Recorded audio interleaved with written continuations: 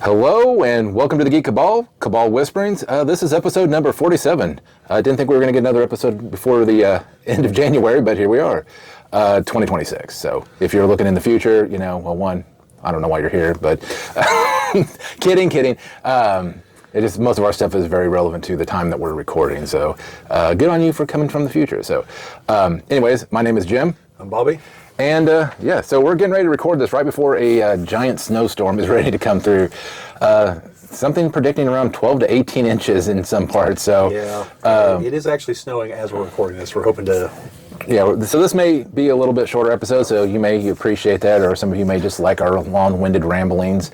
And if you do, well, then you probably fit right in with us because it's about all we do. I mean, honestly, the channel, I think, was originally started just because we're like, we talk so much about just random stuff. Maybe we should just put it out there for the world to hear our, weird ramblings. So, but anyways, as far as updates, the TikTok channel or whatever you call it, I don't even know what they call it. I don't know if it's a channel or. I don't know what it's a talk over on TikTok. I don't know. Well, we're 30 away from 600 followers. If we've almost caught up to the YouTube channel then. Which is, but it's a different type of thing. Like it's meant to be ingested in small. Having a 10-minute video on TikTok is like weird for people. Like it's meant to be like bite-sized chunks of things. We're at almost, like I said, almost 600 followers, and let me just get here and 5,528 likes on videos and stuff. So, if you've seen, if you're a member of the TikTok. Or TikTok group or whatever the hell it is, following us on TikTok, that's it. Thank you for that. And, if you've come over here to the YouTube side of things from the TikTok, we appreciate that too, because we have a little bit longer form content on here, obviously, compared to the short form on the talk. So. Yeah, and similarly, we just surpassed 700 subscribers over here on YouTube. So, and thank you for everyone that helped get us to there. As I said in the videos, literally couldn't do it without you folks. Yeah, so like Jim said, we got the longer form videos over here. And I do try to take the videos that Jim sends me from TikTok and I turn them into shorts. And I'm trying to figure out some things for some of the other topics that we cover. Because Jim has told me that people do want some Battletech stuff over there. And so I've got a few ideas. I've just got to start implementing them and make it something I can do, not daily, but at least consistently. Because there's some things I do for the shorts that I start doing them and then interest kind of peters out and I just don't follow up on them. That's on me. That's so. But other update stuff very briefly. Hopefully, if you saw the last episode, that was actually myself and Brian, who is one of our fans that has met us a couple times at Gen Con and was in one Gen Con video last year. He's from Boston. He was in Indianapolis for work and gave me a holler, and I went up there and went to go watch The Shining at a small theater up there. And then that's what the last video was about. We started talking about that, and then it kind of spiraled into an almost 2-hour-long video where we went on a lot of side tangents. Well, we recorded another video that's about Star Wars. I think I've got to watch it to edit it, but I think it was before they officially announced Kathleen Kennedy was gone. So I haven't put it up yet, but it will probably be the next podcast episode because it's also like an hour and a half long. So in all likelihood, the next episode after this one has already been recorded, and it will be that, probably. Unless something really big comes up we talk about it, then that one will be bumped one more, but it will be one of the next 2 episodes for sure. Other than that, the only thing I was going to say is we do also have an account over on X, Twitter, where we have like 30 followers because we never post anything to it, presumably. Plus, I can't pay for bots on Elon's platform, so I'm not going to. Any of you out there want to throw your bot farm our way, though, I'm not going to turn it down. But I am going to start posting the same things I post on YouTube, as far as like the deals and stuff I come across. So those will be posts I make over there. And I'll try to make posts like, hey, this such a video is up, and stuff like that. So, follow us over there. If you don't get the posts on YouTube for some reason, you're interested in that, I mentioned it in the last video, but the deals I find typically, and it's going to be on either Battletech stuff, Lego stuff, or G.I. Joe classified stuff. It'll probably be one of those 3 things, unless it's just some super awesome deal on something else I find. But it'll probably be one of those 3 things. So if you're at all interested in that, link down in the description, follow us on Twitter, X, whatever. I don't know what you call a post over there anymore. It used to be a tweet because it was Twitter. I don't know if it's a Z because it's X or what. I'll have Elon send me a message from Mars to tell me. But yeah, and follow us on TikTok, like Jim said. There's also a link in the description for that if you're over there too. So those are the major updates. Done a few videos recently. Did a Lego build and review for the Speed Champions DeLorean set from Back to the Future. It's a good little set. The video ended up being a lot longer than I intended because it took me a while to put the set together, and I didn't speed it up. So the review is the first part. I decided to change the format so you don't have to sit through me building it if you don't want to. So the review is the first part. So if that's all you want, that's there first. And did a Battletech video recently, and I have 3 more of them I'm getting ready to make. So there is definitely more Battletech stuff. I finished the latest novel I was reading.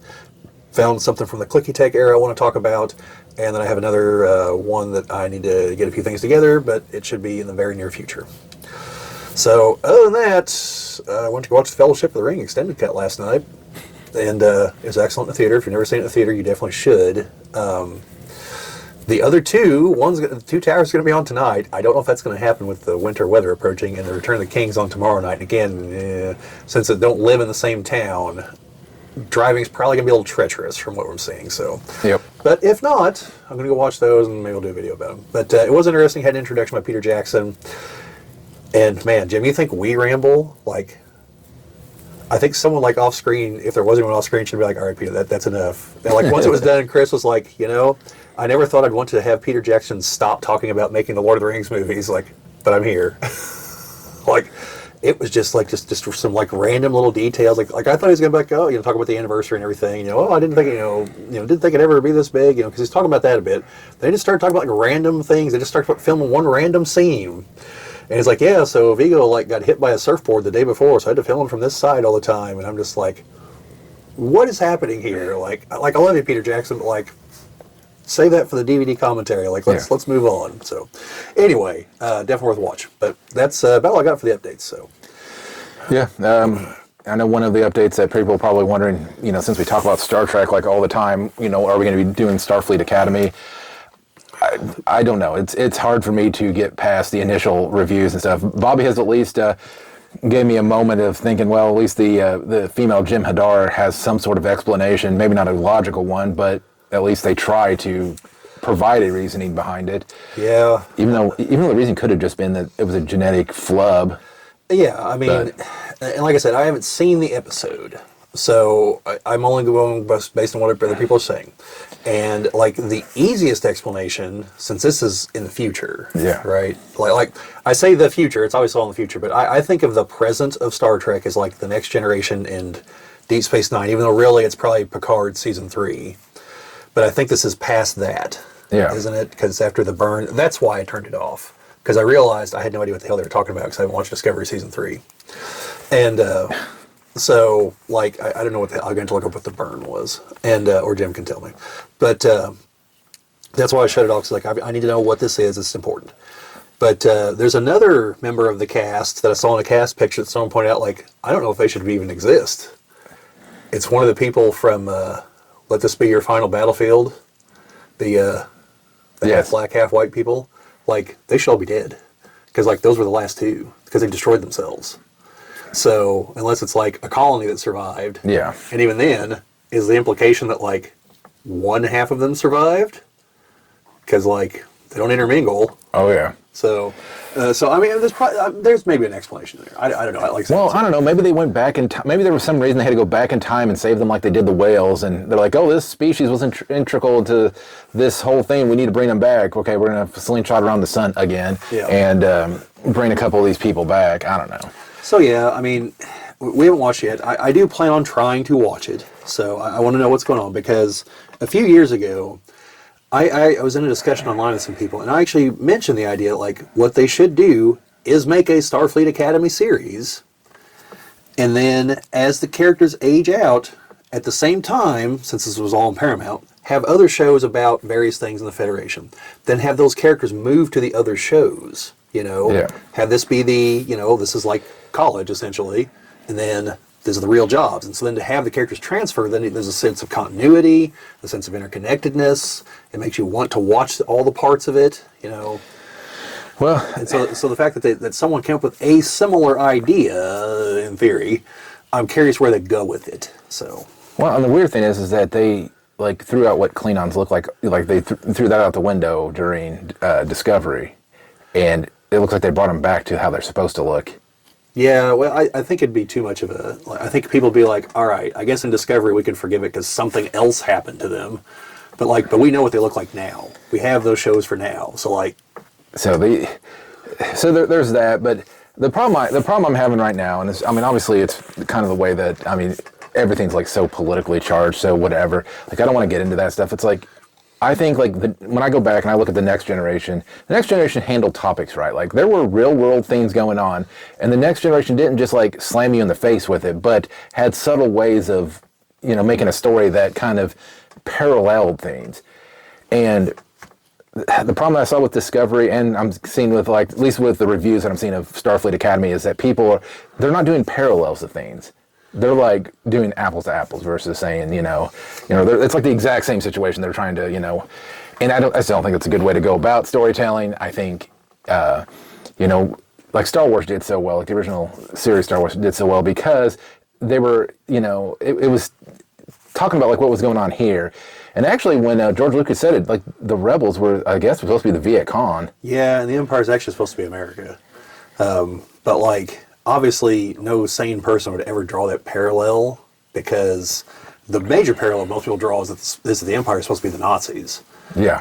Because like some of the Imperial music is very similar to music that the Nazis created. Like John Williams has mentioned that before. Well, I mean, even the term stormtrooper. Yeah, stormtrooper is a German term, and like, then the other big parallel people make is the American Revolution, because all of the Imperials are British, the rebels are all Americans, like, the Empire has a big naval presence, like, it's the obvious parallel you would draw.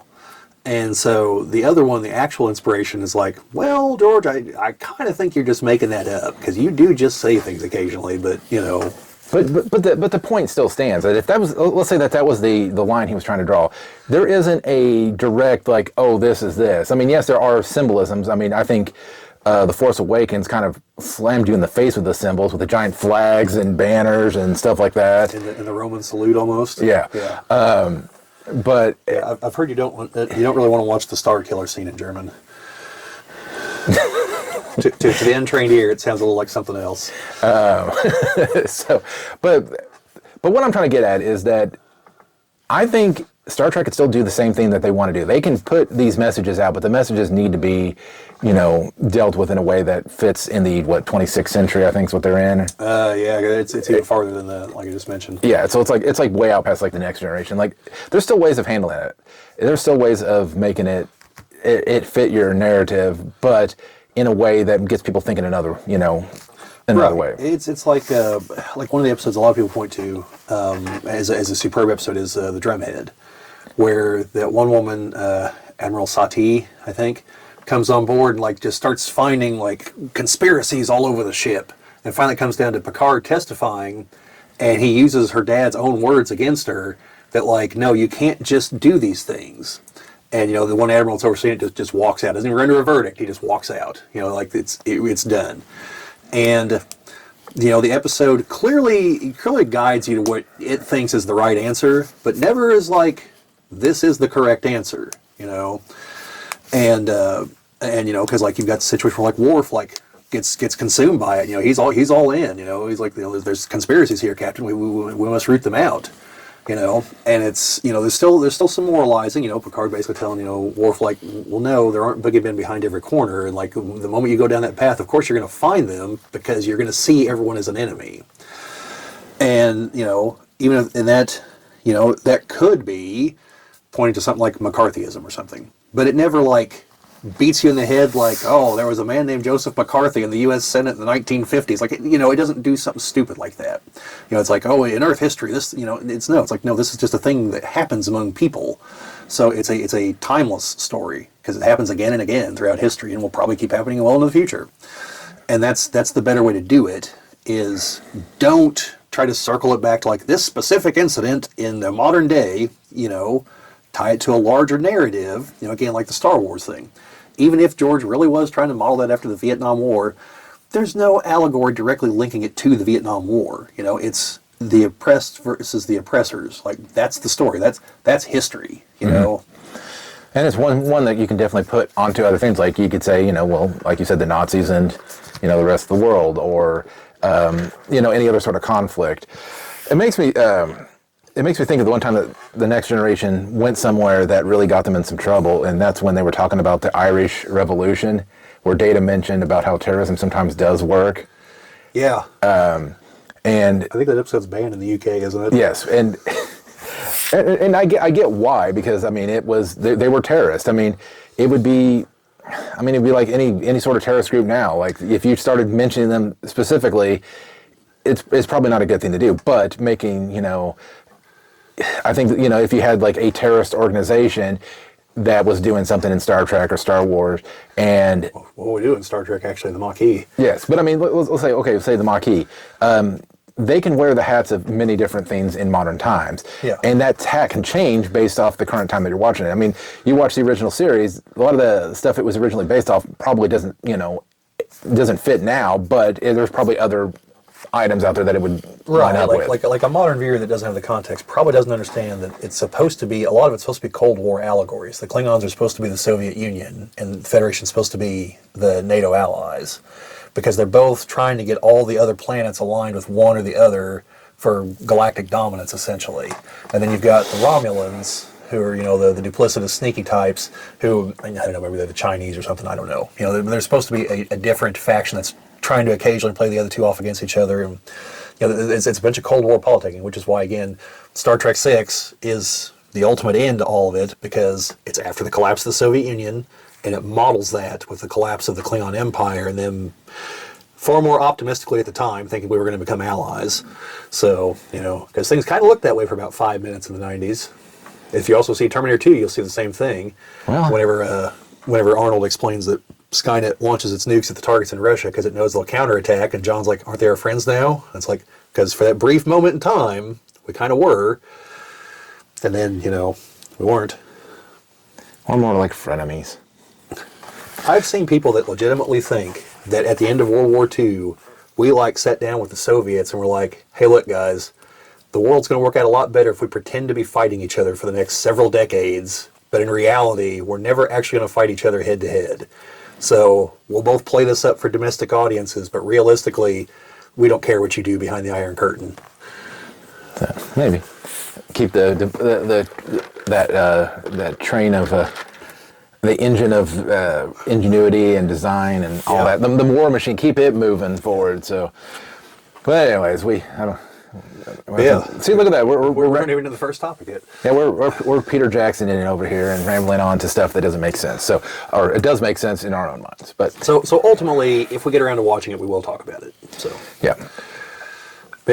So we're ready for the first real topic then, Jim? Yes. Okay. So Jim recently acquired a video game, and he did a short on it. It's already up. He's done a follow-up video about similar topics, and I haven't had a chance to watch it yet, and it's not up yet. But Jim, if you want to talk about like specifically what happened and just some general pitfalls of collecting older video games and some, things like that, because we've kind of talked about it a little bit here and there, but I don't think we're actually like really kind of gone into it here. Oh yeah. So, and this isn't the first time this has happened, but. And if you watch the video, the short, it's kind of like, it's obviously, it appears I'm like in the middle of recording, but obviously with the magic of editing, usually I recorded me unwrapping everything. In the end, I was going to do kind of do like the intro where I actually show the game that I got and, talk about unwrapping and all that. So I was in the middle of recording the unwrapping and talking about how it was shipped. And first of all, my first indication that something was off is that first of all, I spent like $530. Well, I didn't spend it, but I used points, and it ended up, the game was like $531 on Amazon. I used my points to get the game off Amazon, and this is Earthbound, is what I'm talking about. Yeah, I was going to say, what was the game? Yeah, Earthbound for the Super Nintendo. So importantly, that's a cartridge, in case you don't know that. Yeah. So I ordered it and got it from Amazon, and when they sent it to me, they sent it in like their regular size box, but just loosely wrapped, flopping around in there. And I'm like, that's a weird way to ship a $600 game. But I hate to say, but cartridges are fairly resilient, and so it had bubble wrap wrapped around it, so it was going to be fine for the most part. But as soon as I started unwrapping it from the bubble wrap and taking it out, I noticed that the label was brand new, because that's the very first thing I say. It's like, well, the label's brand new, but somebody may have replaced the label. And if I mean, personally, I didn't use any of my own money to get this, so I was like, well, if it's as long as it's a legit board, I can live with the reproduction label. And to be clear, how did you know that the label was new? Because there was no wear to it. So is it still like super glossy? Super glossy and stuff like that. And there were other things like a nice label doesn't always indicate that it's a fraud, because you can have a nice label because somebody kept it in the box all the time, or they were very gentle with it, But you got to understand that these were games that were owned by kids and grubby fingers and different things like that. So you expect to see like little scratches and indentations and different things like that, or just wear marks for where they pulled up on the top of the cartridge. But that doesn't always indicate anything. But what got me is that the front of the case, the case itself was legitimate. It was completely legitimate, but the front and back didn't match. The front was like a newer gray looking color, a better looking cartridge or case cover. The back was really yellowed, like extremely yellowed, which also made me think, okay, well maybe the label was replaced, or maybe even they did part of a front cartridge swap, because it could have been cracked. So, which they do make case swaps. Like people will swap cases from other things to, again. And there's a point in time where it's like, well, where you're replacing almost the entirety of the case, and the only thing left is like the motherboard is the original. I mean, the Theseus is ship problem. Yeah, but the problem is that at some point you can't replace every bit of it, because if you did, then you legitimately wouldn't have an actual game. You'd have a reproduction. Quick question, because I know a little bit about this from some of the stuff I collect. Would it also be possible that it set face down and was exposed to the sun? And it is. Like I said, none of that stuff counted it out as being a fake. Like you said, it could have been setting down, but a lot of times the oxidation for consoles, especially like the Super Nintendo, what it was a fire retardant that they would put into like the plastics. That's why like Super Nintendos and stuff would yellow. It doesn't have to be always exposed to ultraviolet light. Like that stuff is sometimes oxygen will just cause it to yellow. But to your point, yes, it wasn't a definite like, there's something wrong with this. Like, it's like, okay, somebody may have done partial case replacement and a label replacement. Really, what you want to get down to is the board legitimate. And so what I always recommend is always going on to just Google, just say, whatever cartridge game you have, PCB, and it'll actually show you what the PCB should look like. Because there may be like 3 or 4 variations. Because if a game's, released, like say, early in the console lifespan,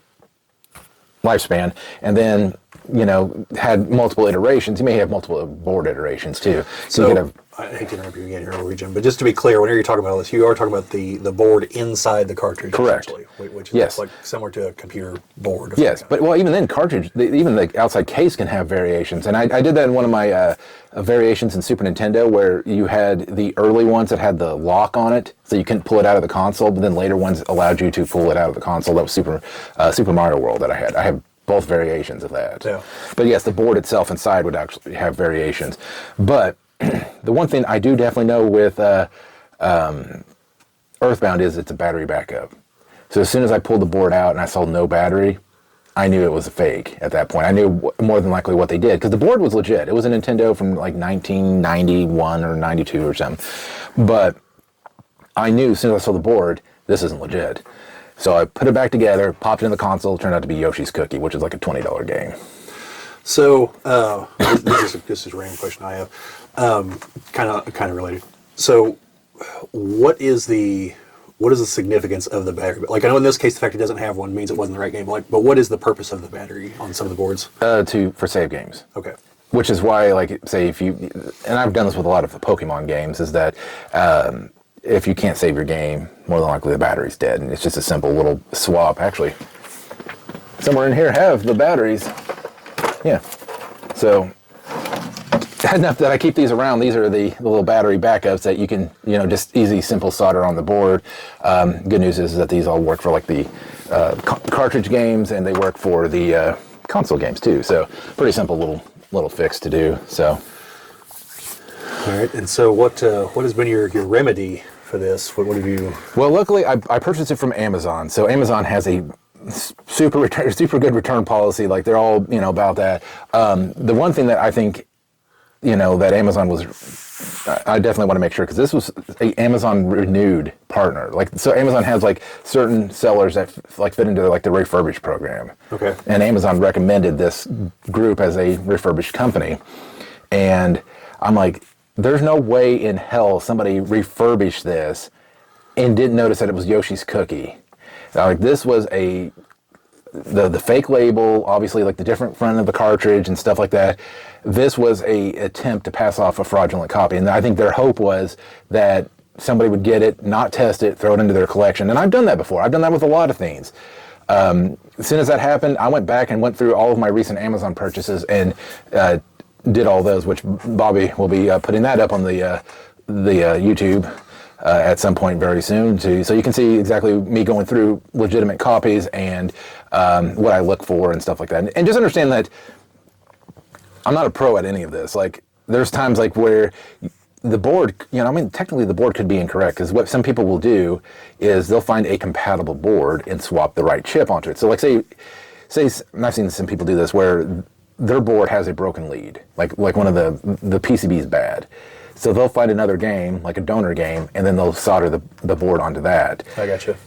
And some people will say, well, that's not good. And I'm not saying that I'm going to show you how to catch that, because legitimately, like, it works. You have the right chip, you have the right whatever, but what they've done is they've taken the chips off one board and put it on another board. And to me, that's still legitimate, because you're using legitimate hardware, you're still using the legitimate chip. But I think if you I would think as long as you tell people. Yes, and that's the other one. Same thing with if you've replaced labels. So I've got some of my N64 games that I've replaced the labels on, because I don't know what about them. I guess maybe the way that that you had to pull up on those things to get them out of the console, that the labels wore off a lot more. I'm not going to sell them, so I don't really care. But if I ever go in to sell my collection, I'd have to say, well, some of my N64s are going to have label replacements. They're same game, same whatever, label replacement. Same thing with some of the ones where I bought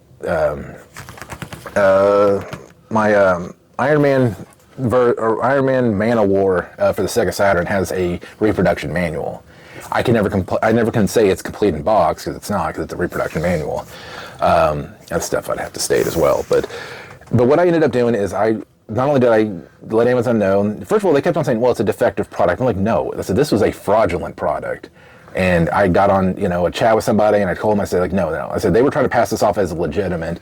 They had swapped the label, but like the game itself was actually a different game. It's not defective. It works. It's just, it's the wrong thing. Yes. Yeah. And it wasn't like they sent me the wrong game. Like, it had the right label. They were trying to put this off as a legitimate game. And again, if I would have spent like $20 or $30 on it, yeah, I would still have reported it, but like, this is something like for people trying to legitimately collect things, especially the fact that Earthbound's like one of those games that I really want to get in my collection legitimately. Yeah. And speaking of that, we're going to have another video very similar to that coming out, where I'm going to check another extremely expensive game. Is this one you told me about? Yes. Yeah. So this one, originally I spent again, I didn't physically spend the money on this one game, but this game I did. $700 on a game, and it was from a legitimate website, kind of like a DK Oldies, but it's another one. Lukey Games is what it's called. So I'm going to get that in. I'm going to do a review on it. We're going to open it up, do a comparison of the board and all that, test it, make sure it's right, because again, obviously, $700, I got to make sure I got the right thing. But if I get that and that's working, I am right now, with the games that I've got coming in the mail, 5 games away from having a complete 32X collection. There you go. Now, don't get me wrong, like, every single game left is like over $100. So, yeah. And some of them are like almost $300. So, well, one, I should say, is almost $300. And one that it's the one I'm least wanting to spend that kind of money on, and that's World Series Baseball. I like baseball games, don't get me wrong. Like, I think baseball games are fun. I think a little more fun than actually going to watch baseball. Some people say that's blasphemy, but I've only ever gone to one professional baseball game, Jim. So. I just find baseball, just for me personally, one of the hardest sports to watch. Like, I can see why they always have beer and things like that. I've went to a couple of NFL games, and they're a lot more fun. Like, living close to Indianapolis, seeing the Colts play a couple different times, and that's an experience in its own. Like, it's like the crowd's all there. There's like little places to hang out and different things. Really, really cool. I think movies about baseball are more entertaining than baseball. Yes. And then an NBA game, I think basketball just being a little more fast-paced. It's faster. It's, you know. Yeah, baseball's just that one. And I've seen a couple baseball games. I went up to, I've seen the Twins play multiple times because my family, side of the family's up from Minnesota. So don't know how we got into Indiana, but that's where we're at. So Jim, I have a comment and then a question. The right. question's only tangentially related. It's a video game question. So the comment is, what you're talking about happens to people with like Marvel Legends and G.I. Joe classified figures, because there was a brief period of about a year and a half where Hasbro's like, we're going to make windowless packaging for these, so cut back on the plastic. I'm sure you can imagine what that invited. So people buy these, and like I saw a guy open up his box, but it had pine cones in it. Like, you know, people buy them, then they return them to Amazon, and Amazon doesn't check them and just puts them back in the system. Or it's a seller selling used ones. And it happens in stores too. In stores, I've seen really egregious things where they just put different figures in there. yeah. And then, like, you try to explain to someone working in the store, and they think you did it, and for some reason they didn't quiz the person that brought it back. You know, but they're going to quiz you.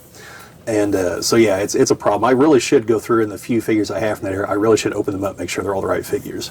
Yeah, which sucks because part of the thing is like keeping things sealed up is part, you know, that brings value in itself. Yeah, I mean, the only reason mine are still sealed is because I don't know where I'm going to put them yet. And so, like, if it ever comes to the point where I'm like, well, I'm not going to do anything with these, it'd be better for me to sell them if they're still sealed. I don't keep them that way on purpose. It's just, I don't know what I'm going to do with them just yet. And I have a hell of a lot of them for not knowing what I'm going to do with them. So one of the things that I had done, this happened to me a while back with a copy of Duke Nukem for the N64, and I actually still have it. It's sitting somewhere on the shelf up there somewhere, was I got a copy of Duke Nukem 64, cartridge, everything's legit, pop it into my console, and it's NFL Quarterback Club for the 64. So what I ended up doing is I went on to eBay, because the case was in really good shape. I mean, the label, wasn't perfect, but you could tell everything was legitimate. Like, it was the legitimate case. Somebody had still swapped the board out of it. So I went on to eBay and found the worst condition cartridge I could possibly find for Duke Nukem. That worked, and I just swapped the board into my better looking cartridge. So now the shitty one that I have that has writing all over it, the label's half torn, it's like yellow, probably been pissed on, I don't know, it's not been pissed on, because if it was, it would stink. But it's in bad shape. It's sitting somewhere back there with a copy of NFL Quarterback Club in it. So I should actually look to see if I actually have that game, because I could just swap the label. And well, I think I mentioned on here before that I have a factory screw up of one of my DVDs, because I bought the movie. It's sealed and everything. It's Fight Club, and disc one, the one that's supposed to have the movie. It's got the right label and everything, and I bought it like right as it came out, so this definitely wasn't somehow swapped by someone. I don't know what the hell you do here. But it's actually disc 2 of the Independence Day 2-disc collection with the special features is what's actually on the disc. And at first I thought, I was like, all right, it's Fight Club, it's a subversive movie, they're just fucking around, like, you know, this is really the movie's here somewhere. And I was like, no, it's really not. I actually own this disc someplace else. This is what's on here. I was like, God damn it. So to buy another copy. But yeah, so my question was going to be, this is a video game related question, just something that I thought of while you were doing this. I saw this short the other day. Someone was playing a Nintendo game. They were like, did anyone else do this as a kid? And they put the game in, then they put another cartridge in on top of it. And it took me a minute to realize why they'd even do that. Because I was like, well, you're not hooking it into anything. yeah. And I read through the comments, figured out, and it was because of how easy it is to jostle the Nintendo to reset it, and it's to stop it from doing that. And because it's just the right gap that you can just slide another cartridge in, and it holds the other one down, so that can't happen. Well, it can't happen as easily. Did you ever do that? I never did that. Like, I never did that, and then, like, once I saw it, though, I was like, but if that works, like, that's almost genius, almost. Well, and you know, the whole reason that Nintendo even did that was because of the video game crash, because they didn't want to advertise the Nintendo as a video game console. They wanted to advertise it as an entertainment system.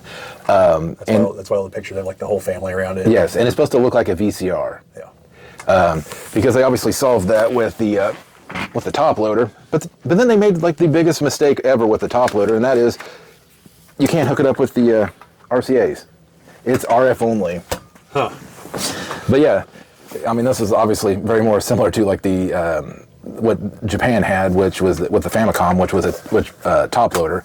But yeah, in the back they only have the RF. They didn't have any RCA, so a lot of people will do a modification to these to put the RF on it.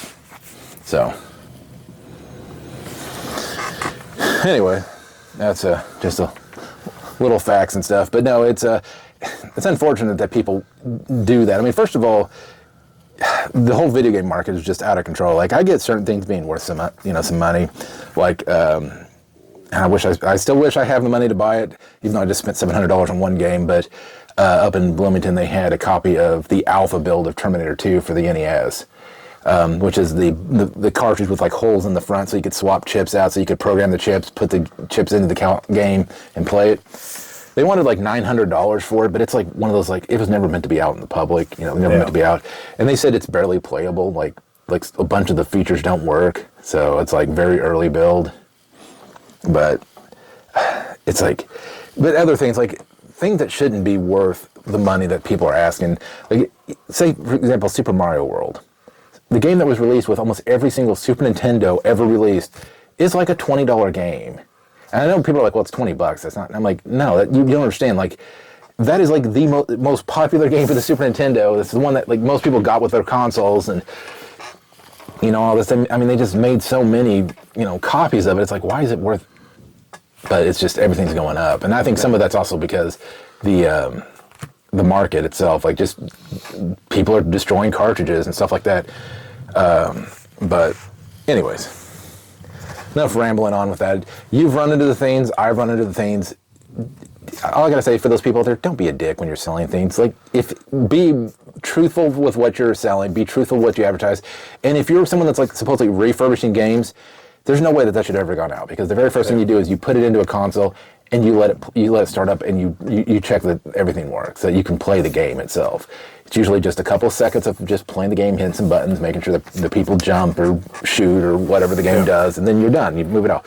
Because if they would have done that in a second, Yoshi's Cookies displays within like 20 seconds of turning it on. Yeah, the first thing you'd notice is what game it is. Yeah, I mean, I get it, because when I first saw the like intro plan, I was like, well, this could be Earthbound. Like, I don't know. I've never played Yoshi's Cookie, so I don't know what the intro is. But then Yoshi's Cookie displayed, and I'm like, oh. Yeah, so my disappointment in that video was real. It was legit. I tried to keep it, just in case if I was gonna do a full video on it, I wanted to keep it light and whatever. But I was extremely disappointed. Yeah. So, because that's on my list of games. I mean, I've never played Earthbound. But it is one of the games that, I enjoy that kind of genre of games, and I was really excited about getting it.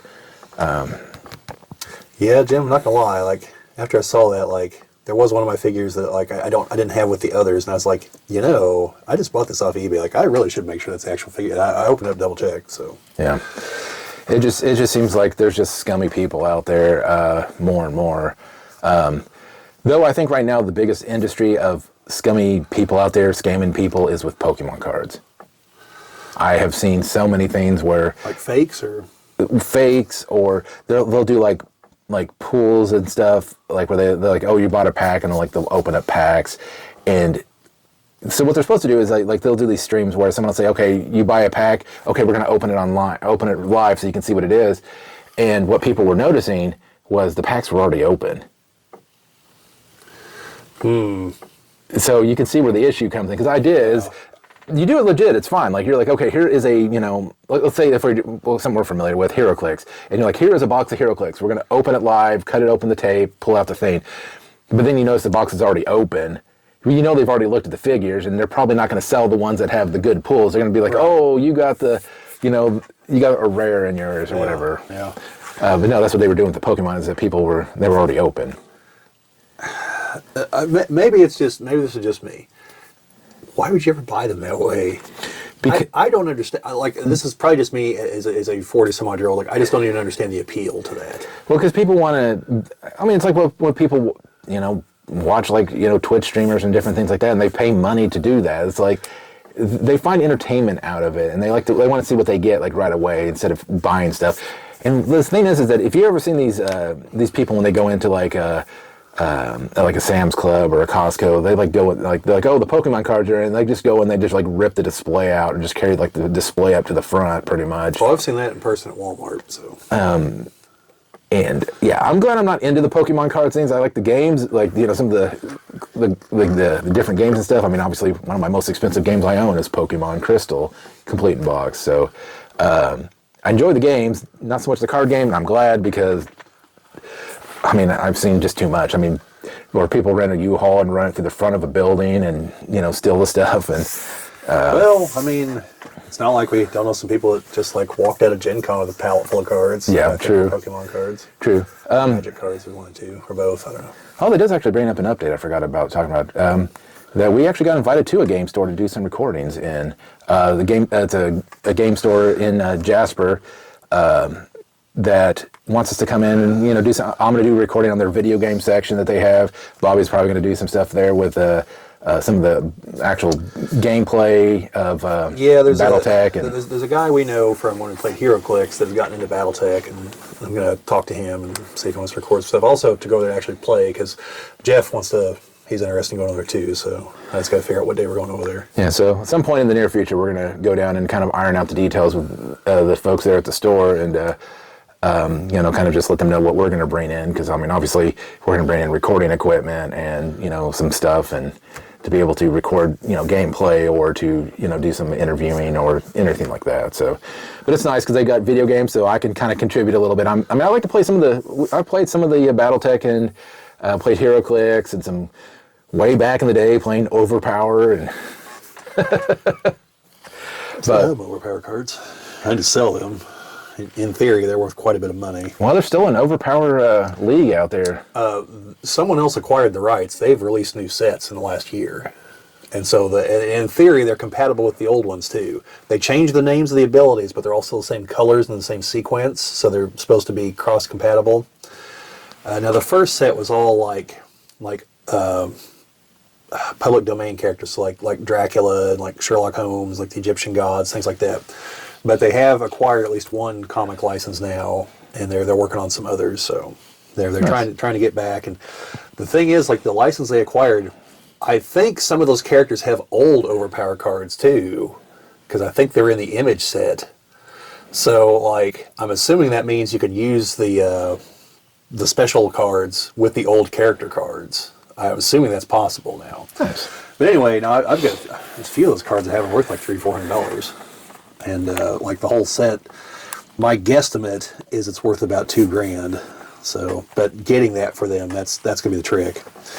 So, what is the next topic there? Because I was just thinking, yeah, it could be a snowstorm going on outside. I have no clue. So next up, we're going to talk about Landman now that season 2 is over. Yeah, I was just getting a live update from my porch cam, and the snow's not too bad right now. Yeah, we're still good. We're still good at the moment, but we'll have to make sure at some point we cut this off. But yes, Landman season 2. I think this is just my opinion on it. Is that I think if we would have done if we would have went episode by episode on reviews, they would have been fairly boring because season 1, I think they had to kind of catch your attention right at the beginning. They wanted to get you to stay and watch and get invested into the characters. And that's why I think pretty much almost every episode of season 1 was like kind of like left on the cliffhanger kind of thing. Season 2 was a lot more laid back, but they definitely made up for it in the last couple of episodes. I felt that season 2 kind of drifted from what made season 1 work, which a lot of that was, hey, Billy Bob, like, here's this thing we want you to just rant about. Are you good with that? Like, gotcha, Chief. And like in every episode, there's something he just went off on. I think it only happened like once or twice in season 2. It happened towards the beginning about cereal of all things, and then not a lot happened. And then the last 2 episodes happened. Well, I like his rant with his dad about, he's like, can you tell me about the stripper with an ass like a breadbasket? I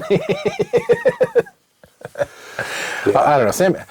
I don't know what Sam Elliott's going to bring other than just some dry, witty humor, which is what he's really good at. So, I'm glad he's in there for that. Yeah. I'm not really sure exactly. I think he's just there as kind of filler, but... Well, we lost John Hamm because he's off in the club, so... Yes. Then I think they've really... I don't know, with Cammy, I think they're almost making like a villain out of her. Like, Tommy's like, I'm just trying to help you personally. He's like, I get it. You don't want, and everybody's telling her that, no, Monty designed this to be sold, not to, Yeah, I mean, I think she didn't get that Well, Tommy is going to say, hey, I think this is a bad idea for these reasons. If she would have paid attention, like, but the moment that was the choice, he followed through. Yes. You know, like he was getting everyone organized, like for the offshore drilling and everything. Like he's making things happen. You know, like he was doing his job, and part of his job is also this is a bad idea. And he should have explained, like, no, I told your husband when I thought things were bad ideas too. He didn't always listen. You know, it's his company and it's your company, but like as part of my job, I need to tell you when I think things are bad ideas. And I get her perspective too. You know, she's like, hey, I want someone that's in sync with me in your job. Like, I understand that part too, so. And I mean, I get it, because her reasoning was fine, because she's like, well, I need somebody that's going to not challenge everything that I say. Yeah. And the problem is that she had no clue about the business. Monty did. She didn't. But I guess Tommy's going to be fine. He just somehow retracted those contracts. Yeah, did some things that, like, if there were any paperwork on it, like at some point someone's gonna be like, hey, we own some oil wells somewhere and now we apparently don't. Like, what's going on here? Well, the paperwork was never officially filed, so. Right, but like I said, like if there were real paperwork, but that's part of the thing is like, so much is up in the air. Like realistically, you could do that. I mean, and no one ever, and someone might never ever catch on. I mean, Tommy's the original one to make the decision to go forward with buying the wells, and he's like, never mind. And now he's all buddy with the drug dealer. Well, but he's not a drug dealer. He's just a financier in the background. Well, yeah, until the last like 2 minutes of that conversation where he's like, by the way, if this goes south, whatever you love is the first thing I'm coming after. And he's like, oh, there it is. It's like hell of a way to start a partnership. Which I don't think he's threatened Cammy like that. No. Which the funny thing is that he's got the likelihood of losing way more money with her versus. Well, he knows there that because of the contract, I'm sure that they're just going to tear apart the company. He'll get his money back. You know, whereas with Tommy, it's like, what does Tommy actually have? You know, like he's got the wells. As long as they're producing, he's going to get his money. But if that stops, like Tommy's got nothing. I have a feeling that's what's going to happen in season 3. Oh, I'm sure that'll be the source of some drama in season 3, and maybe even somehow the offshore well actually works, and the company survives long enough that eventually someone's like, "Hey, we paid a whole bunch of money for these wells. Like, where are they? Why do we not own them?" And like, we should be taking these people to court. Why does CCT and Cattle or CTT and Cattle own this? And cattle? I just tried to come up with some dumbass name that no one have possibly had yet. Are we in the cattle business? Like how everyone questioned that part. But yeah, I like how everyone is loyal to Tommy. They're just like, yeah, screw the other company, we're going with you. Which I mean, like for like the one black guy, the crew boss, like, you know, he was with that company for 20 some odd years. We established that in a previous episode. So you know the others were there that long too. But yeah, so obviously that'll be the source of some drama. I could see there being. I'm sure we're gonna find out that guy that his son beat up was probably connected to somebody. Yeah. Like I'm sure that's not the end of that. Probably the end of him facing murder charges, but I'm sure it's not the end of that. Well, yeah, I mean, that whole subplot was so stupid. I'm like, they're like, yeah, who in their right mind is going to listen to this and go, oh yeah, that guy, you know, didn't deserve that. Yeah, like, I want to give everyone just a little brief history of some court cases in Texas. There was a gentleman whose son was abducted and I believe sexually abused, and they were escorting the gentleman who did it through an airport. And he was on a payphone. This is on video if you ever want to see this, by the way. And he told the other person on the phone, like, here I go, and puts the phone down and walked over and shot the guy. Killed him. If I recall correctly, he did not face prison time for that. I believe he was either acquitted or given, like probation. Like probation. Like, that's the way things roll in Texas, folks. Like, no Texas jury would have ever convicted him of murdering that guy. Like, would not have happened. Like maybe in Houston, but... Well, and they were trying to show like the police were in, you know, I mean, the police were obviously, you know, there to help the where the money was coming from for the town. But they're like, wait a minute, roll that camera footage back 30 seconds. Oh, well, no. Yeah, well, that's because, I mean, as she's portrayed, she's a very good lawyer, so, and is very tenacious. Yes. So, yeah. It was interesting that they tried to flesh her character out, so, mainly by giving her a kind of boyfriend, but like... Yes. And he was kind of interesting. I hope we don't lose him. Although I don't know how they're going to win him over because I don't necessarily need him on the other team. No. You know. So, but I've got the feeling that that's going to be some friction because she's going to try to keep seeing him probably, even though there's probably a potential conflict of interest if she tries to work for both companies, especially if she knows how Tommy got those wells. Like, I think she's going to have to quit the other, you know, and so, yeah. Well, I like how the commercials, the oil commercials that happen between, are like, they're like, well, none of this actually happens really with the oil industry. We don't quite have this kind of drama, but if you like Not quite this exciting, but the pay is accurate. Yeah, it's interesting to have those commercials in there. The few videos we've done where we talk about this, we always get comments down below, and I see this also in comments just in general about the show. Everyone's like, you know, we could just completely cut out the wife and the daughter subplots. They're like, those just drag on. I'm like, they do, but let's be real, guys. Like, they're there because those two are pretty. Yeah. Like, I don't want to denigrate their acting abilities or anything. Like, I think Ally Larder is actually a decent actress. Well, and I thought the plot with Ansley and her roommate actually was really tastefully done. Like, they kind of show where she was trying to be respectful of her roommate's, you know, feelings and everything like that, but sometimes, you know, people think about themselves over thinking about how they're actually affecting other people, and there was kind of a play on that. So yeah, the first episode featuring the roommate, that one definitely got some comments online. Yeah, in both directions, there was a whole lot of this is what the weirdo I don't remember what they called them. Like, people want to do, like, it's showing them how it is, and then other people like, this is Tyler Sheridan, the guy that writes it. I can't think of his name. He's like, this is him sticking it to the libs, and the other people are like, and this is why we don't like the conservatives, because they're so intolerant. And then, like, the episode or two later, here at the end, like, they actually are trying to make an actual plot of the two of them, you know, realizing, hey, we probably actually have more in common than we don't, and let's actually try to, you know, let's try to do this thing as roommates. And so I'm actually kind of interested to see where that goes, if it goes anywhere. You know, it might just be, hey, we got along now. But no, seeing them as, you know, as people, both seeing the others as a person, you know, and trying to get along, that was nice. You know, that's, you know, the other clearly was for the shock, for the bump. Yeah. And now we're into, okay, now they're going to try to act as people. So. But, I mean, I think the thing that's trying to show is that if both sides try to be tolerant of the other, they can end up working things out. And I think that was kind of the whole thing, and a good message. So, anyways, season 2, a lot less stressful than season 1, but still, I think it was good. I think. Yeah, although I liked your comment after the second to last episode. You said, like, all the drama from season 2 is all right here in this one episode. Yeah. Because, that was you're facing murder charges. You're fired. This, that. You know, it's like, what is happening here? I was waiting for him to get fired. I think I was just like, it's going to happen because he's like butting heads with her at every moment. Yeah. That was like it fits the character, but at the same time, like, dude, like, if there was ever a moment to be like, you know, maybe I should possibly think just a fraction of a second before I speak, maybe with my new boss, who clearly is doing things different than the old boss, maybe that's the moment. Yeah. You know? But yeah. No, I liked season 2. I want to know where season 3 goes. They can keep staying in the house. Doesn't the company own that house?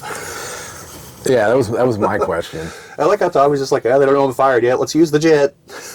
I don't know, this rental car, sure thing. You know, it's just like, because he's just like, they're never gonna know. What are they gonna do? Come after me? Yeah, okay. That's like, you know, it's the way the company is portrayed. Like, you know, one guy knew how it all worked, and he's gone. So, and the other people that kind of know are all shifting over to his side. So, no one's ever going to figure it out. Well, like the one guy, the finance guy who they met at the restaurant, and Tommy's like, what kind of beer do you have? And they gave him some. He's like, this is pretty good. He's like, this is unfortunate. Yeah. The guy's like, hey, you can't do that. And he's like, we're all understanding what's going on here. It's all right. That's pretty good. Yeah. And then the one guy's like, well, Tommy, see, I think me and you are more alike.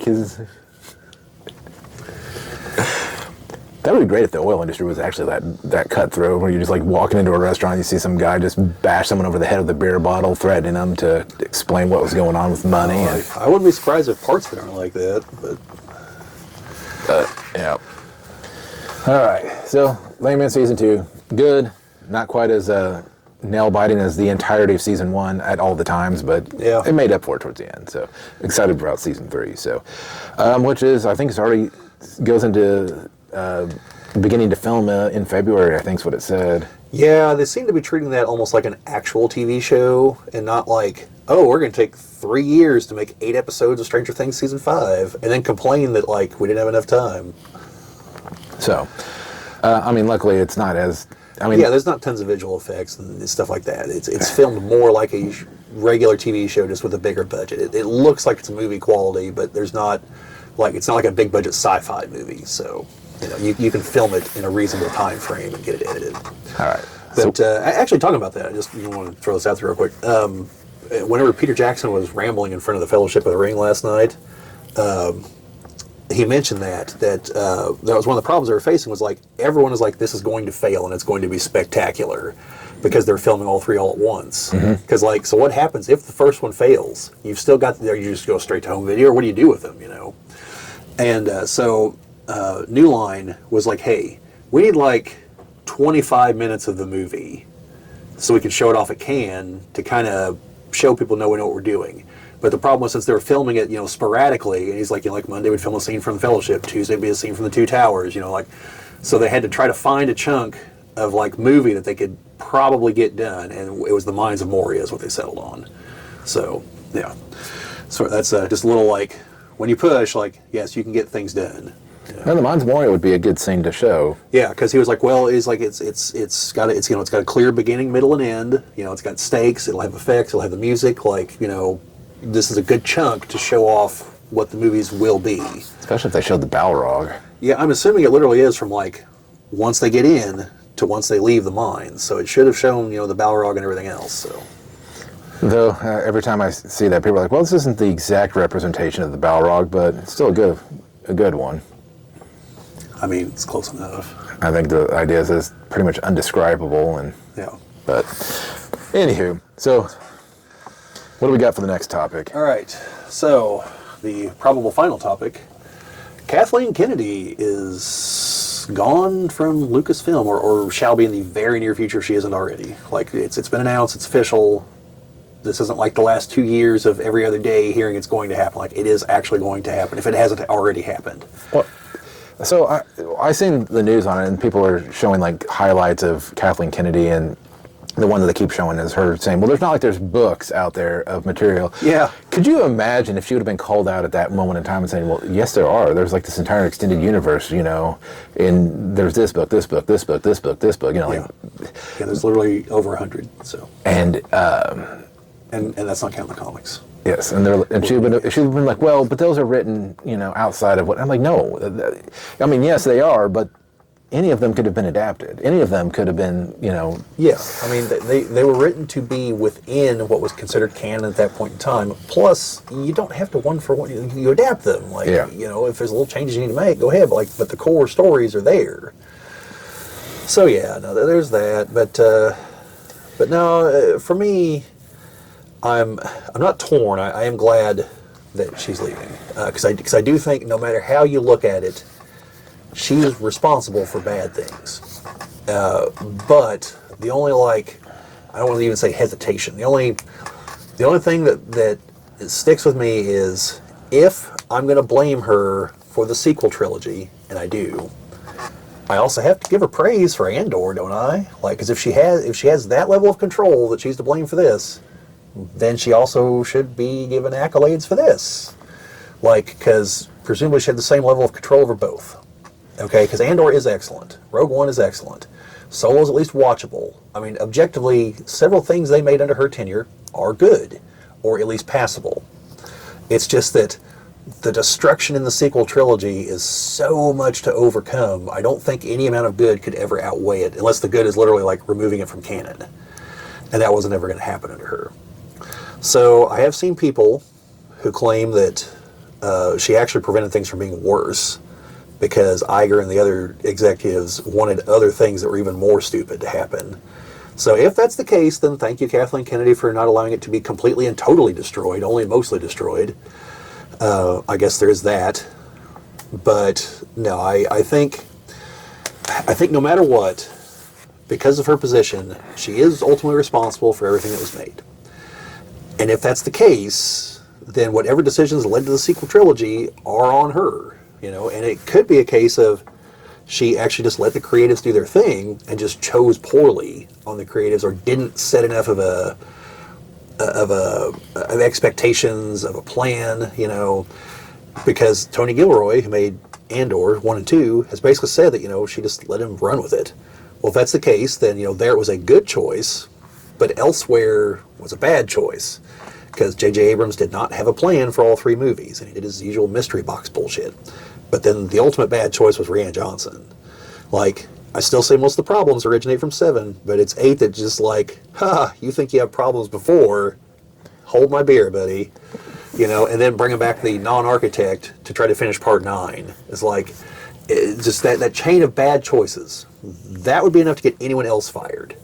Okay? Because if you look at her record, she actually is the executive producer on a lot of major things that people like.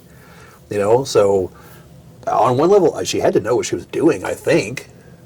It's just that what she tried to do was never going to work.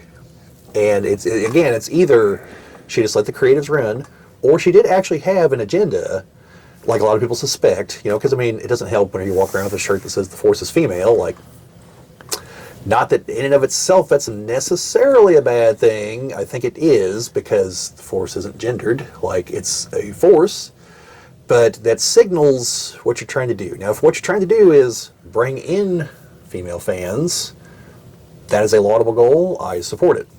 If it is to supplant the male fans, or that's going to be the probable outcome, that's a bad idea. Yeah. Because it's never going to work.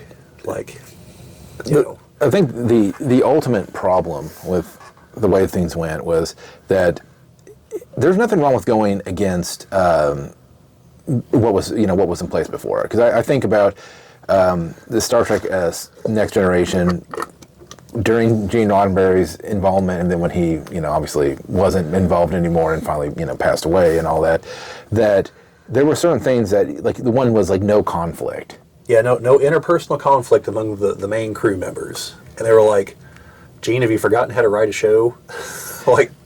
That's what drives things. So I think the thing is that when the writers went after that, so if you look at Deep Space Nine and Voyager, where I think it was, taking the ideas of Gene Roddenberry, but adapting them to, a better show. It was an adaptation of what was everything else. It didn't rewrite, things. Obviously there was one thing that was rewritten. That was the warp speed barrier warp 5 that then just got thrown out the freaking window, which I'm glad it did. What felt like an important episode and is never referenced again. Yes. But for the most part, warp is warp. The way that people act was the way people act now. I say that now, but a lot of the newer Star Trek shows kind of throw that out the window. And mind it, there's things with even Starfleet Academy that I've seen that I'm not even really that whatever about, a Klingon that goes against the norms of any sort. That's fine. There were Klingons even in the Next Generation who were we're artists and musicians and all of this stuff, and it's now it's this warrior race thing. So us, us people that were into that kind of stuff were kind of just shunned as. Yeah, and we've at least conceptually we've had that since the original series. Spock was going against Vulcan, a lot of Vulcan traditions by working with humans, occasionally showing emotion. He's the human Vulcan hybrid, so he's got both. Conceptually, we've had that since the beginning. It's a matter of execution. It's a matter of what is he going against the grain about the Klingons over. But like you said, it could be interesting because typically all we see are the warriors. But there's that one episode that had the Klingon scientist. We had the woman that Quark married to try to finagle all that. Well, you had the Ferengi scientist, which was even more. Ferengi scientist. So the characters go against the grain. Those are great if they're as long as they're portrayed right. They're great. So maybe he's an interesting character. I haven't seen the show yet, but so with Star Wars is that there was established stuff that you can't touch. Hyperspace is one of them, and obviously every movie through hyperspace, it's just a thing that you just jump from here to there. No, hell, they did Rogue One. They should understand that you can't just jump through hyperspace. And then what was it? Was it the whichever one where they're freaking Poe Dameron was just hyperspace jumping into atmospheres. That's in Rise of Skywalker. Oh my God! Like, there's things that if you just had people that were into Star Wars would tell you, no, you can't do this. I said, I understand that the appeal of it, right. but you can't do this. Right, and I know, I've actually got this really lengthy post saved on my phone. I should send it to you. A guy going through like criticisms he sees of movies that are just terrible criticisms, and one of them is, it's fantasy, dude. The rules don't matter. And he's like, no, in fact, they matter more in a fantasy setting because it takes a lot to get someone to buy into the fantasy. So it has to work. It can't just be anything can happen, because then there are no stakes. And so things like what Jim's talking about, there are people like, oh, that's just nerd stuff. Who cares? Like, no. The plot demands that there are rules. We don't necessarily have to know the rules, but there have to be rules so it's consistent because you already have these fantasy elements. You already have a problem with people buying into what they're seeing. So the fantasy has to obey certain rules so that it's consistent, so that it's a consistent narrative. And there's one and as much as I hate The Last Jedi, there's one thing that I was at least okay with, and that is that the supremacy could track through hyperspace. Like, it seems like there would be a matter of time where, and maybe it took a huge amount of power to do that. That's why it had to be on the supremacy. That's why they didn't have it on every starship. But the idea is that the way that the rebellion even worked in the beginning was the fact that they could escape to hyperspace. Because if every ship could just jump and immediately stop right where the other ship was jumping to, like the TIE fighters did following, the Millennium Falcon, the rebellion would have had no chance ever. Right. Because they would have just been followed back to wherever they were at. The Star Destroyers would show up and just annihilate them. Right. They had rules in place specifically to prevent things like that. The reason that the rebellion was able to do their tactics was that they could hyperspace in, attack a target, destroy it, hyperspace out, and they couldn't be tracked. They couldn't be followed. So fine, if you want to make the supremacy be able to have a way of tracking them, make it so that it's the only ship that has it, because it's got to use all this power to, open a temporary tunnel to whatever science mumbo jumbo that has to happen, but it has to take a lot of power to do it.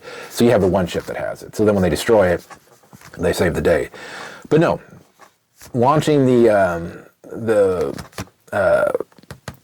Raditz into the supremacy, through hyperspace. If that was the case, everybody would just be hyperspacing ships into other ships. Or hyperspacing rocks. They wouldn't even use ships. They just put them onto a rock. Like, a rock's a lot cheaper than a ship. You only need the hyperdrive. Yeah. So no, and I get it. There's things with the hyperdrive that doesn't quite, work out and doesn't quite function as when you think about it. But the idea is that it's not just throwing stuff through. Like, hyperspace lanes aren't straight. I think when they're traveling through hyperspace, so they have to have ways of maneuvering and different things like that. Because then there's the really terrible thing if your hyperspace or your hyperdrive breaks in the middle of jumping through hyperspace and you don't get pulled into real space and you get stuck into. Yeah.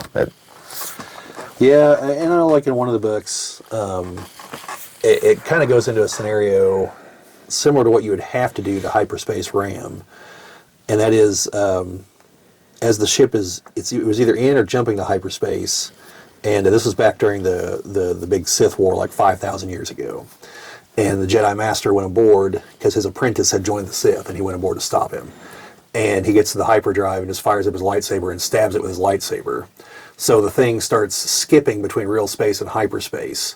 And because of that, because of the speed it's going, in real space, special relativity kicks in.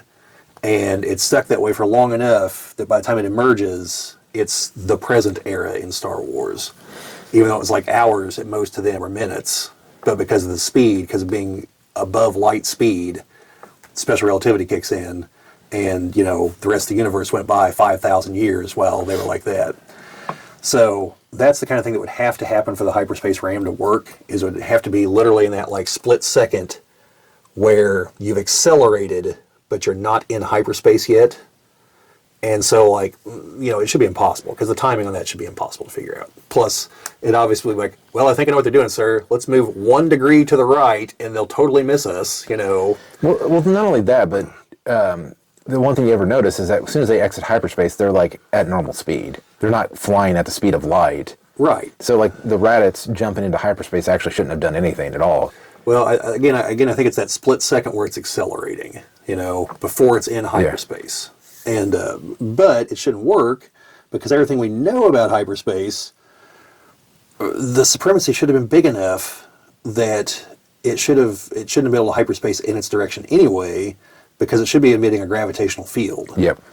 And even though the movies never state that, you notice everyone has to get far away from a planet before they jump in, and whenever they come in well outside the atmosphere. So clearly, gravity is a problem. And that's also why, like in The Force Awakens, they should not have been able to skip between the two shields. That and the fact the timing is insane. Like a human being can never pull that off. Yeah. So, like, the moment they said that, I was like, that's not how hyperspace works. Then Han was like, that's not how the Force works. Like, well, Han, we should be saying that about a lot of things in this movie. But yeah, so she's gone. And Dave Filoni is... There's another person who's taken over, like, more of the financial side. But Dave Filoni's taken over the creative side. I have at least some faith with that. I'm hoping... And it don't even have to take a lot. I mean, do you just get a couple of people that are really into the Star Wars lore in just to sit down and say... Like the guy that does the voice for... Sam Witwer. Sam Witwer, yes. Yeah. You have somebody like him just sitting there and saying, no, that isn't how the word... Because... well, they actually have a guy on staff. That's his job. It's Leland Che.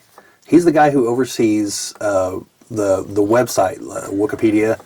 I think he oversees Wikipedia. But he was the guy who, whenever authors were writing things, they were like checked with him on canon to make sure it lined up. Like, that's his job. As far as I'm aware, he still works for Lucasfilm. Like, that's the guy they need. And then, like, you're about to mention Sam Witwer, and I got the feeling I know what story you're going to tell. And, like, maybe Jon Favreau, who clearly gets the feel, you know, like you need a team to, like, you know, this is how things work. This is how things feel. This would be a good idea. Hell, if they've got clearance, see if George Lucas will just come back. You know, like... As an advisor. Yeah, like George, we want to do this. Like, in your vision of Star Wars, does that work? You know?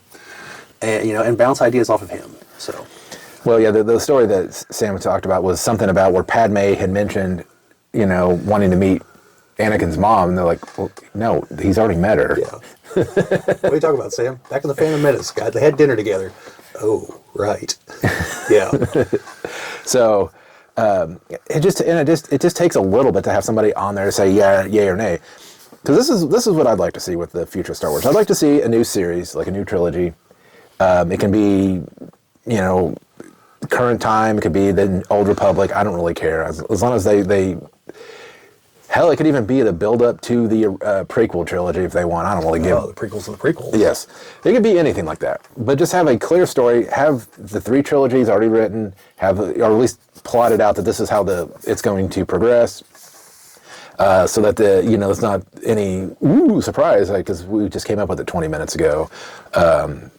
Because Force Awakens, they had so much that they could have done with Snoke, and then they just fumbled that beyond belief. I mean, that was the one thing that had us talking, and they screwed that. They screwed the pooch on that.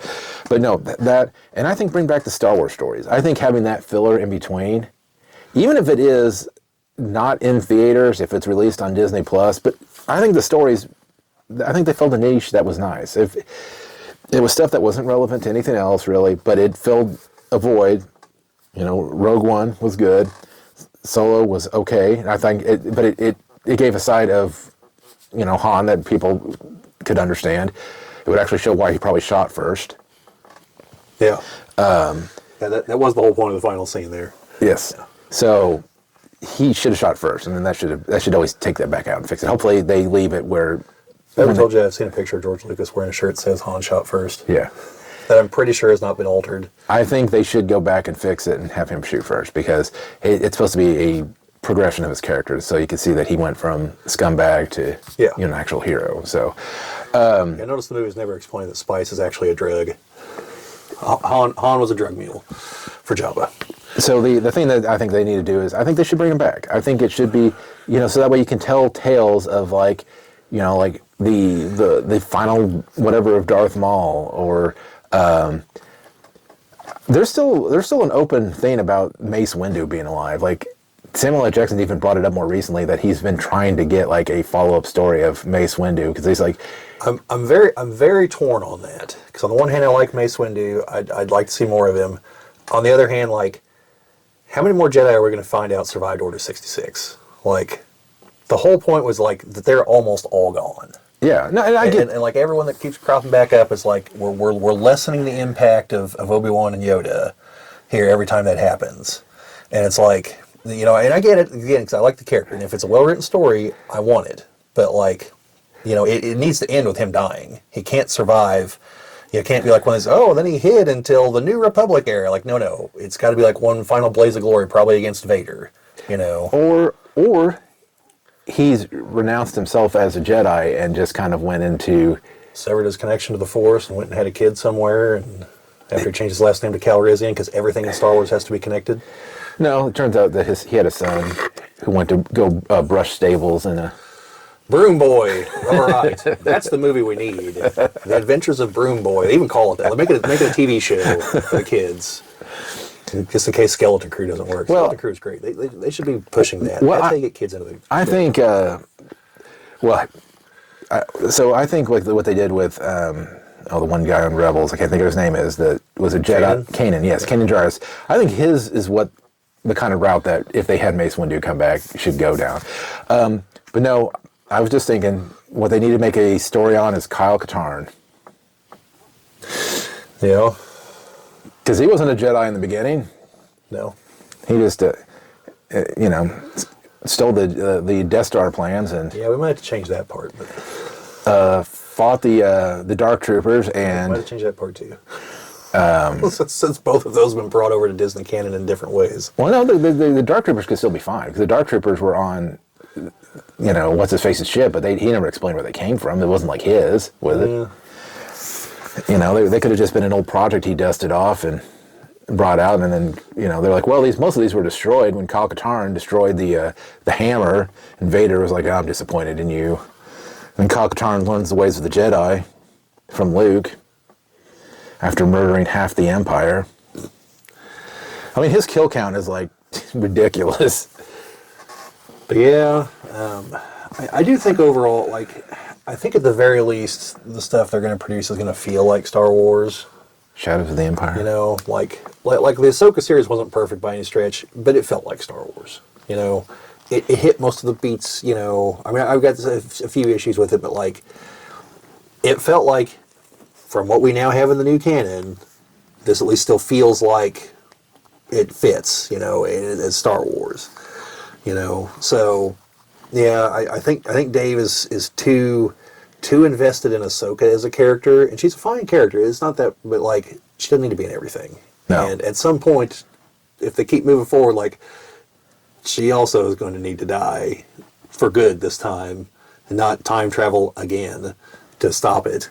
So, because that was, again, as much as I like the things that they've done with her since then, I thought it was a bold move having Vader kill her in Rebels. Yeah. I was like, if there's an end that works, this is it.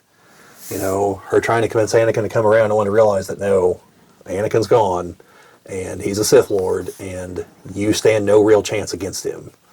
Like, that was a powerful moment, and seeing how it impacted everyone else. So the fact they, brought in time travel to reverse that was like, plus I really don't like the idea of time travel in Star Wars. I'll forgive them if they use it to get rid of the sequel trilogy. Like, I will take back every comment I ever said about time travel being bad in Star Wars if that happens. But I know that's not going to happen, so... Well, the only thing I think they could truly do would be a sequel right after the original that doesn't involve Luke and all of them. That's just... Or if it does involve them, it's going to be digital replacements. Well, yeah, I mean, at this point, they'd have to because of the age difference. But, yeah. And plus, obviously, Carrie Fisher's dead, but no, I think if they want to keep playing in the original 6 movies era, which I think they do because they know that sells, make movies for the Clone Wars while the actors are all still alive and in reasonably good shape, because we've already lost Christopher Lee, and if possible, if they can do it well, digitally bring him back, because Dooku is criminally underused in live action. But there's all kinds of stories between the 2 trilogies they could tell. There's stories within the original trilogy about other parts of the rebellion in the Empire. Shadows of the Empire. Shadows of the Empire would be great. Make it canon again. I don't think it would take that much, because I think that with Leia being captured would be the only one that would be maybe a little bit hard to do. But everybody else, I mean, you could just do any sort of representation of them, like because there are holograms on most of them. I don't think they actually meet too much. They meet on Hoth, Yeah, the thing is, like, if you're adapting the novel, Luke goes to Coruscant and does some infiltrating stuff. Leia is with Shizor, and Han is a block of carbonite. So 1/3 of the people you don't have to worry about. He's a wall decoration. And then Dash Rendar's never appeared in live action, so he'd be a new cast. Shizor would be new casting. They've got James Earl Jones' voice for Vader, and presumably they bring back Hayden Christensen, I guess, as Vader. Yep. And Ian McDermott's still alive for the few parts that the Emperor is involved in. So, like, everyone's there. Again, you had to replace Carrie Fisher, that'd be about it. And, you know, it won't be Mark Hamill. In fact, it'd probably be Sebastian Stan from If Everyone Gets Their Wish. But, I mean, he looks like Luke, so, you know, I'm fine with it. Or make it animated. You know, I know some people won't take it seriously, but, you know, if you make it animated, you can have everything, you know. And I think that might be the key is, you know, you'll have to call them legends or something because they're not going to fit in canon, but use animation to adapt some of the better novels, like the Zahn trilogy and, you know, things like that. Or I still think they could actually just do, Timothy Zahn wrote the Thrawn trilogy, so that's why I call it the Zahn trilogy, but it's a Thrawn trilogy. They could do that in live action from where things ended on Ahsoka with very minimal changes, just to adapt it to where things actually are in the movie series. But they could do it right there because Thrawn's back in the main galaxy, Luke's running around, Ahsoka is off in the other galaxy. You know, like, it could work.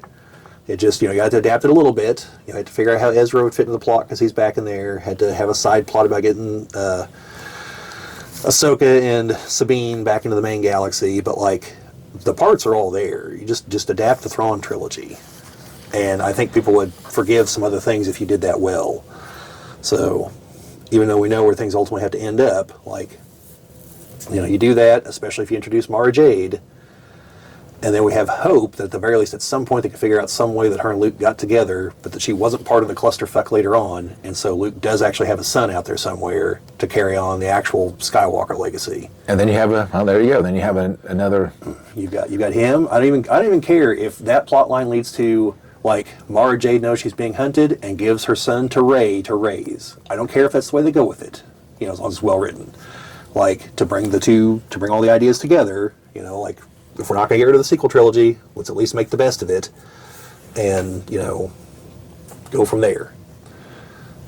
I'd be fine with that. Although Rey's going to have a hard conversation when she explains why she stole Luke's last name. But, you know. Yeah, the only thing I could ever say about the sequel trilogy is at least they gave the Emperor some actual powers to flaunt. Good. Yeah, as stupid as that movie is, the last part where he just cuts loose is spectacular. I was like, you know what, this movie sucks, but this is good. We needed this somewhere in the other trilogy. But then they threw in that, and I'm all the Jedi. Like, no, you're not. No. Oh well.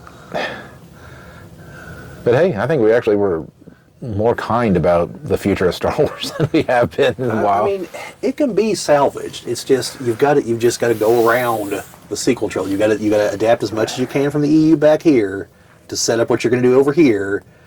Take the best bits you can from this and try to right the ship after that. You know, like you can be done, but it's going to take a lot of work. Or they're going to go the other route and do Knights of the Old Republic. And yeah, it could just be let's ignore the problem altogether, go 5,000 years in the past, the story that hopefully we don't screw that one up. Well, if you just go off what was in the games and just adapt that. Yeah. You know, but yeah, just make sure you call it Korriban. Don't call it Moribund or whatever the hell. That's one of the things I don't like about Dave Filoni. He just changed the name randomly for no reason for the Sith throne world. Like, it's Korriban. Like, it's been called Korriban in all the other fiction. Like, why would you change the name?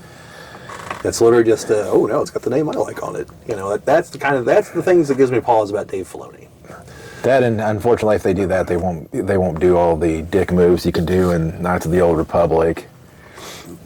Yeah. Like, oh, I'm gonna take you this trophy that, you know, and go cash it in and give you the money. Yeah, never mind. It would be kind of funny if they were like, if like someone's with him and is like, why didn't you just do this? And like talks about like the other options, you know. Well, I'm not an asshole, that's why, you know. Like, why didn't you just mind control that guy to go jump off take the expressway down in Nal Hutta? Yeah. To the lower levels. Yeah. Hell, that's one of the things you can do like in the first few minutes of the game. Yep. So it makes me wonder if I'd be that weak-minded, right? It's like, okay. Yeah, you always kind of wonder like where the cutoff to that is, like just how what are we actually calling weak-minded versus strong-minded there? But anyway. So is that it? Yeah, I think that's it. I can't think of anything else as far as the whole Kathleen Kennedy situation. Yeah. Anyways, we're rambling on enough. We'll bring this meeting of the Geek Cabal to a close. Make sure you do the normal YouTube stuff, the like, comment, share, subscribe, all that stuff. If you know, we definitely appreciate getting us up to what you said, almost 700. Actually, we're over 700. Over 700. So yeah, so great. Thank you for that. And if you haven't followed us on TikTok and you do use the TikTok, go over there and follow us there as well. You get a little bit more of my content on there right now. Bobby's gonna get some stuff going, once, things kind of line out for the beginning of this year. And, yeah, so anyways, I think that's all that we got. I don't know if we have any outros after all that. No, just one final go Hoosiers. Oh, yes. National champions. So, all right, well, we'll see you on the next one. See you folks later.